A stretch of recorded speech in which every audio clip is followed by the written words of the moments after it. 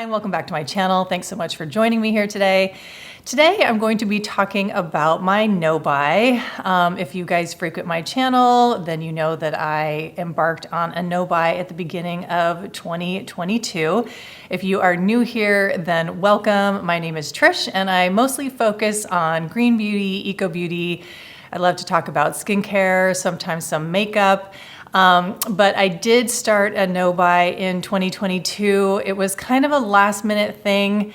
I indulged quite a bit at the end of 2021 in the Black Friday sales and just all the, the holiday, pre-holiday spending, all that kind of stuff. I just got sucked into it and kind of went off the rails. So in the mid-end of December, I got kind of disgusted with myself, and I just thought I basically need to do like a spending cleanse, and I just kind of like a last minute spontaneous thing. I just decided to do a no-buy for 2022. So what I'm gonna do in this video is just kind of do like a wrap up, my thoughts about my no-buy and what I learned, how it went for me. And then at the end, I'm going to talk about my wish list. I created a wish list over my no-buy, and I'm going to tell you what I still want for my wish list, what I don't want, and the things I purchased off my wish list. So let's go ahead and dive into it. So as I said, at the end of 2021, I decided to do this, and I did not do anything super strict. Like I said, it wasn't really planned out. I didn't do a like Hannah Louise Poston style where, and if you're not familiar with her, she has a YouTube channel. It's evolved over the years, but when she started her channel, she did a no-buy year and set down like very strict parameters for herself. So if you are interested in doing a no-buy year, I highly recommend checking out her channel, and I will do tag her, link her below so that you can check out her channel. But I did not do super strict parameters for myself. I didn't even set out like a timeline for myself. My birthday is in July, so I knew for sure that I wanted to at least get to my birthday, which I did. So I knew I wanted to do at least 6 months and then just kind of, reassess at that point. So I guess I did set kind of a timeline for myself, at least 6 months, and then I would just take it from there and then make a decision about where I would go after I made it to my birthday. And then I definitely set parameters for myself where I would not be buying any skincare, no makeup, and also no clothes. I guess, no housewares or anything like that. Basically just nothing extraneous, nothing that I didn't absolutely need, but I didn't really even like clearly define that for myself. I guess I just kind of knew in my heart if I would actually need something. So the only things that I really needed that I did purchase were, replacing tennis shoes. For those of you who don't know, I play a ton of tennis. I play competitively, recreation, like in rec leagues like USTA. So I do play a lot of tennis. And for those of you who know, you do go through tennis shoes pretty quickly. So those were things that I needed to replace, of course, like toothpaste and soap and those kinds of things, running out of shampoo, that kind of stuff. And also just to be super, transparent, I still was receiving PR. I still was receiving the Boxwalla beauty boxes. PR companies still were, not like a ton, right? It's not like I get, PR emails, a ton every single day, but I was still getting PR requests, for people, companies to send me things. So, and I am, very picky and discerning, obviously, about the PR that I do receive, but I became even more so. So I just made sure I was only receiving PR products that I knew I would actually use and truly use up. So I was trying to be very, very careful on that end. So I guess technically, in terms of no buy, I guess you could say I was kind of on a low buy. So even though I wasn't actually purchasing those products from PR, I still was receiving products. So I guess technically you could say it was a low buy, not truly a no buy, just because there were some new products coming in. So just to clarify that.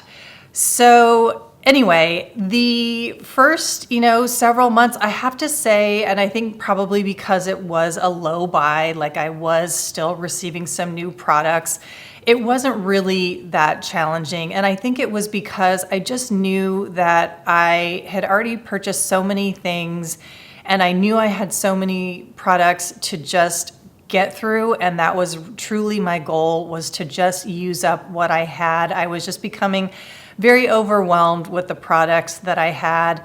And it felt really good to just know that I was going to be getting through, my cleansers and creams and oils and all that kind of stuff. I just felt really good about not having more things coming in terms of what I was purchasing or what I was getting, distracted by or tempted by or whatever. I just felt like I really wanted to use what I have, and that felt really, really good. And I felt like it was just such a nice goal to have. And that is something that really has stayed with me for sure. And there were, of course, things that were kind of like tempting to me that I would see on the periphery. And so I just started making a wish list, which I will get to in a second.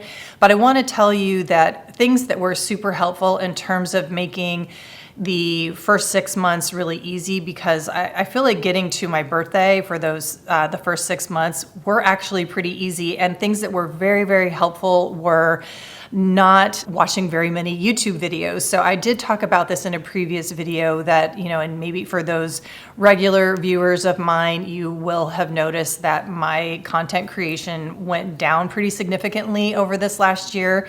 And a big reason for that was, first of all, I stopped watching a lot of YouTube videos because I just didn't want to be tempted. I didn't want to just sort of blindly, or, if I was feeling bored, just start watching a content creator talk about, their favorites from, I don't know, whatever month, and then become interested in a product that I was not interested in before. And then suddenly I found myself interested in it and wanting to buy it. Like, I just did not want to do that. So I was very discerning in the videos that I watched. And a lot of times it would be from content creators creating videos that weren't around products. So when I stopped watching those videos, I found, and then I also wasn't purchasing things, and just my whole, the spiral or cycle of, watching things, then wanting things, buying things. I then, my desire to actually create content started to decrease. So anyway, that's the reason why I stopped creating as many videos over this last year. There were a couple of other reasons as well, but that was a big one.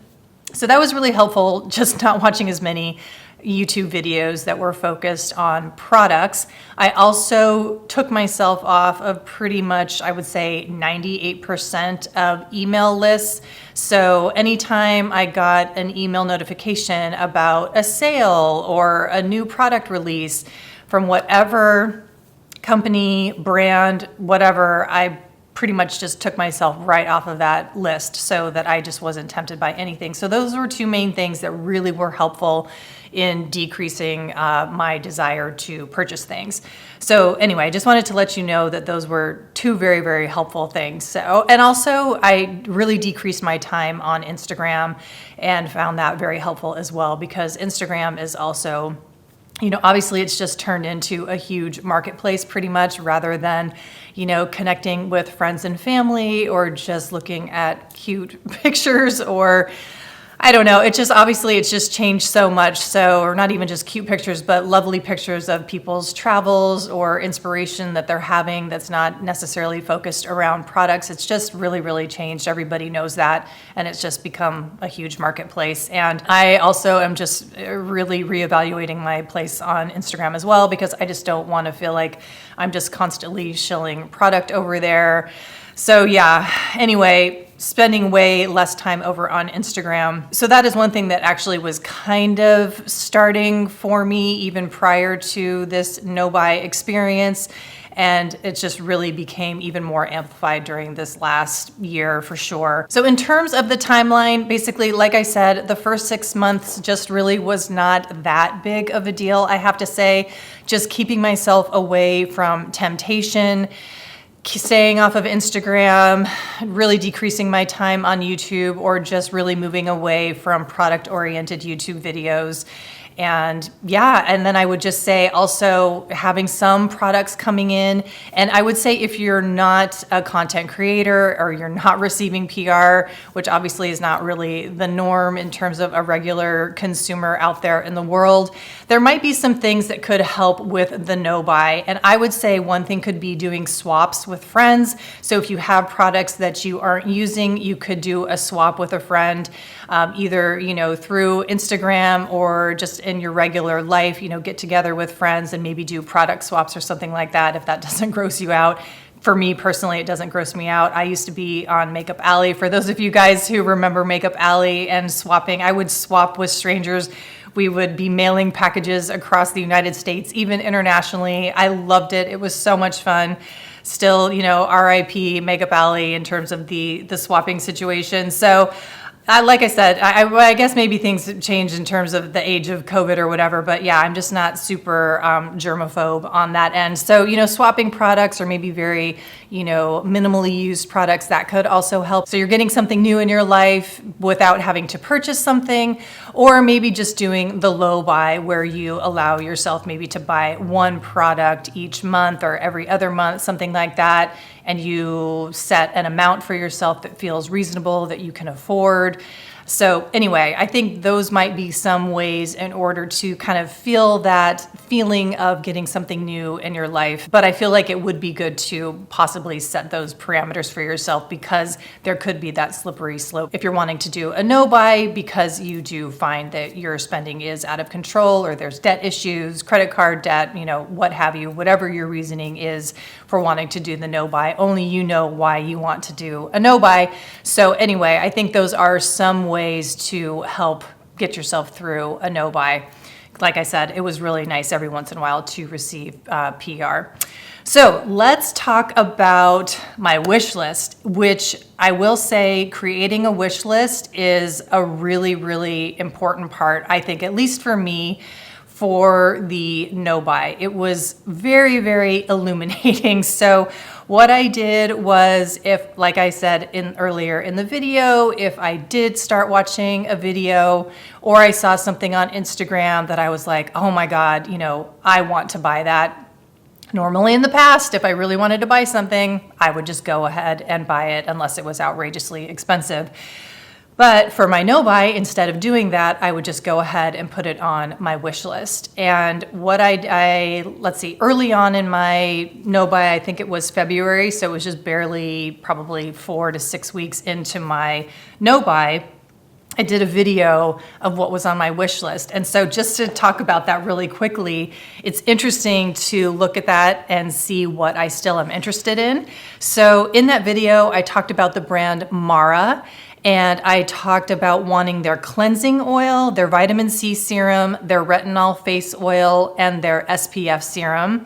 Now, I actually am still really intrigued by their cleansing oil. I think I will at some point get that. I don't know, I'm not still interested in their vitamin C serum so much. I still am interested in the retinol face oil. I think I might want to purchase that at some point in the future. And I'm not really so much interested in the SPF face serum. And big reason for that is because I have fallen head over heels in love with the Le Prunier lotion, the SPF, which is more of a lotion, not so much SPF face serum. So I think this really speaks to taking your time and just waiting, just kind of taking a beat and not doing impulse purchases. And because I waited, I saw the Le Prunier and those amazing reviews that were coming out. Like I said, took my time. That seemed more my jam, actually. And I didn't purchase that right off the bat either. I waited several months until I purchased that. And it did seem very travel friendly. And I'll get into the reason why I ended up purchasing that for a trip.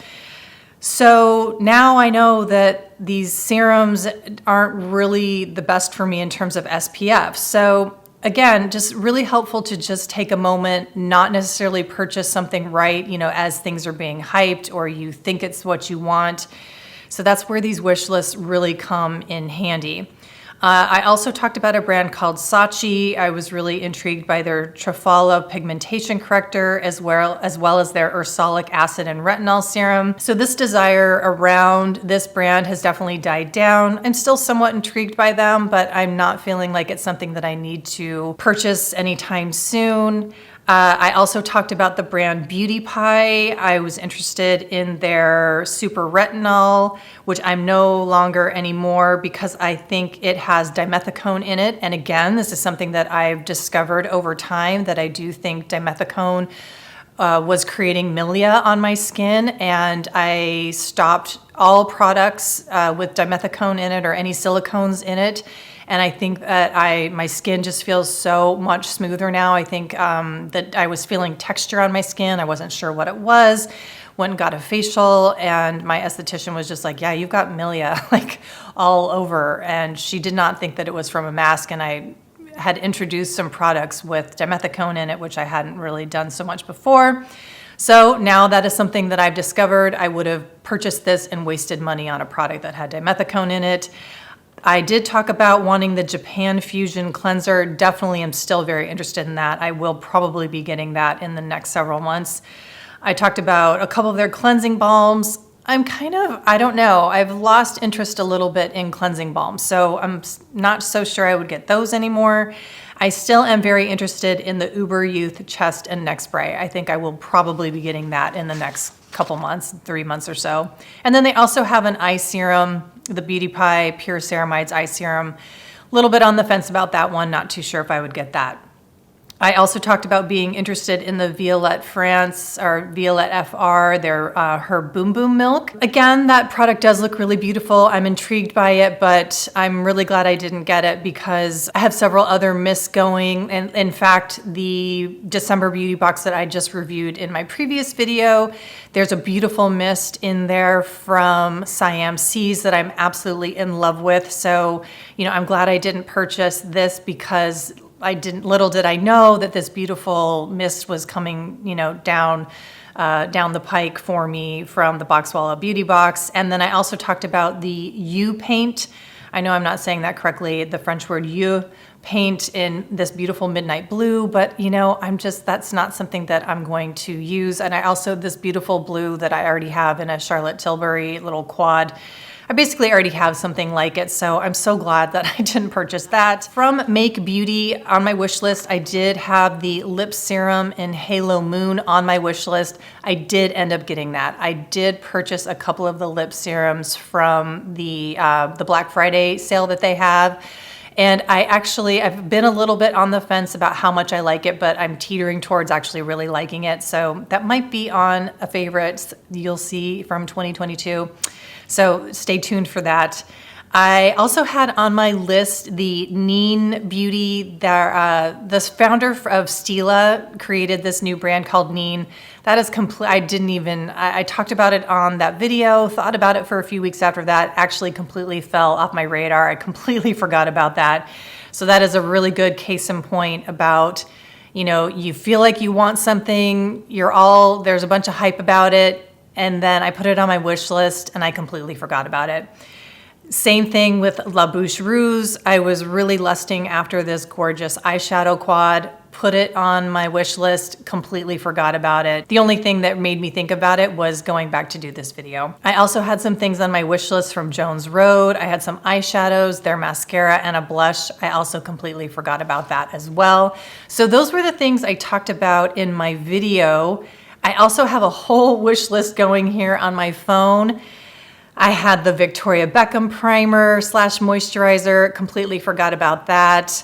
I wrote down Danessa Myricks, Phytosurgeons, Cali Ray, M Cosmetics, Baroque. I think maybe they had a limited edition. Completely forgot about all of those. I wrote down Kosas Foundation. I don't even know what I'm talking about there. I don't know. Did they come out with a new foundation? I'm not even sure. So all those things I probably saw someone mention, or I saw like on Instagram or a YouTube video and it looked intriguing the year before in a moment of weakness, or if I was feeling like, oh, I really want to purchase something right now, I probably would have bought it. And thank God for my no buy and just putting it on this wish list, completely forgot about it. No desire to get any of those things anymore. I wrote down number 1, de Chanel. I know they came out with a new perfume that was supposed to be a little bit more eco-friendly. I think maybe it's water-based. When I was traveling, I think when I was in duty-free in Portugal, or I can't remember if it was Portugal or Japan, I was able to try this. I'm pretty sure actually it was in Portugal. I think we were in the Amsterdam airport on a really long layover. Did not like the scent of this, so knocking that off my wish list. I also have the Rowan Lip Serum, the Glossier Face Balm Cream, the Hindash Monochromance palette, Couscous D-Drop Humectant. Completely forgot about all those. No desire to purchase any of those. And then I also wrote down the Vori tennis skirt, which I've actually looked at a couple times now, and no desire to get that either.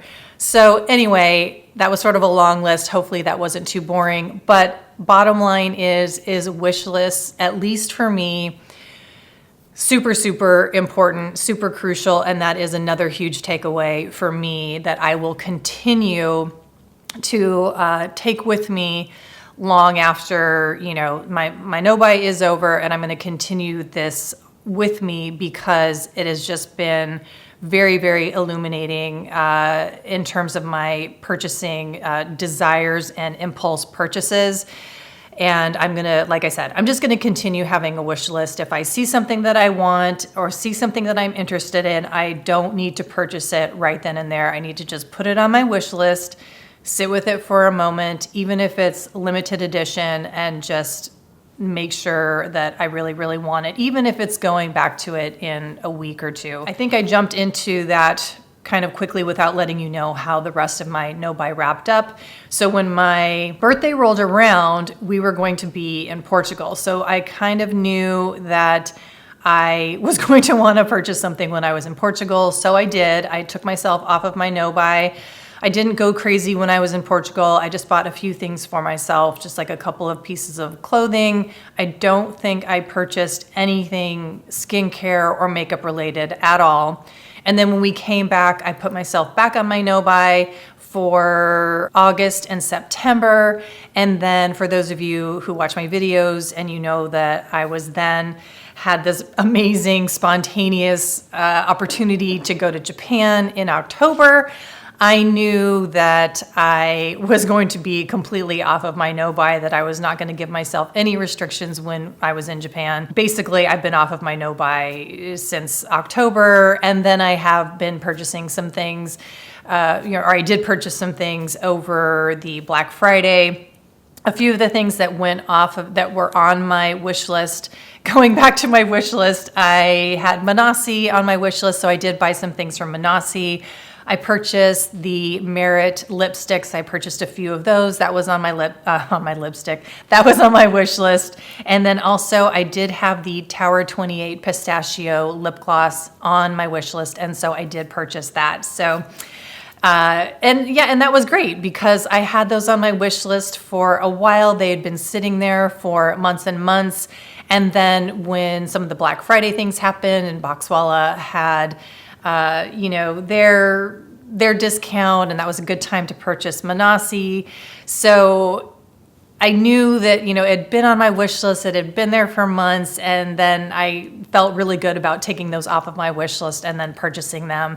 So yeah, I know I've been basically reiterating this over and over and over again. I can't say enough great things about having a wish list. Whether or not you do a no-buy, get a wish list going, give yourself a moment to really think long and hard about, whatever this thing is that you're lusting over, it gives you time to really think about that.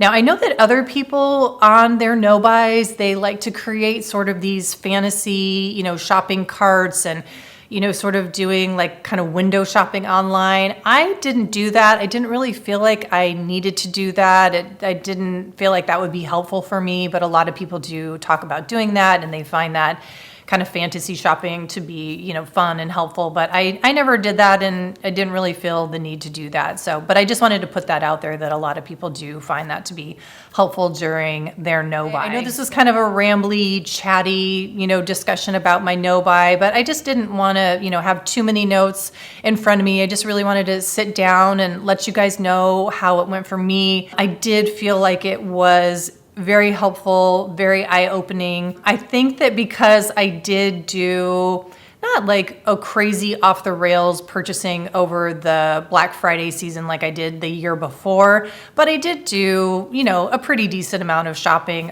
definitely in Japan. Like I said, there were no restrictions for myself, or, you know, I mean, obviously of what I could afford, but I did do shopping when I was in Japan and then came home and did some Black Friday shopping. So I feel like what I would like to do in the new year is maybe do just like a 3-month no buy, you know, sort of just like a little mini cleanse, get myself back on the wish list train. You know, if I see something that I want, put it on my wish list. Don't feel like I need to buy it right off the bat. So I am going to do another little 3-month no buy, maybe reassess things in April. How am I doing on my retinol situation? Would I like to bring the Mara retinol face oil into my collection?